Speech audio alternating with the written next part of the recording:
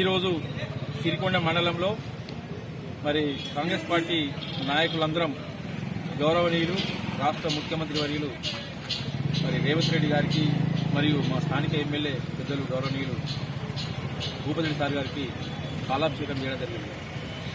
మరి మనం ఎలక్షన్లో ఏదైతే ఒక మాట చెప్పామో పండించిన పంటకు గిట్టుబాటు ధర అని చెప్పాము.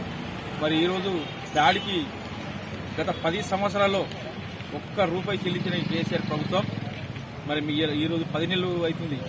కానీ వాళ్ళ బోనస్ 500 రూపాయలు అంటే అది దేశ చరిత్రలో చాలా గొప్ప విషయం.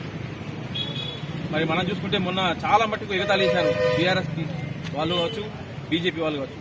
సన్నాలకు ఎక్కడ వస్తాయి, అదంతా అవాస్తవం మాట అని చెప్పారు.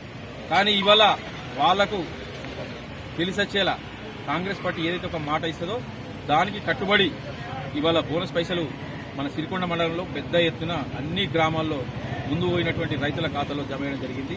ఇది చాలా శుభ పరిణామం. అన్ని గ్రామాల్లో మేము ఇవాళ పొద్దున చూస్తుంటే మాకు చాలా మంది ఫోన్లు చేసి విషయం చెప్పారు. నిజంగా గ్రేట్. మేము కూడా చాలా మంది మేము అనుకోలేము ఈ డబ్బులు కేవలం ఎలక్షన్లో ఎవరైనా చెప్తారు, కానీ ఇది సాధ్యమా అని అనుకున్నాము.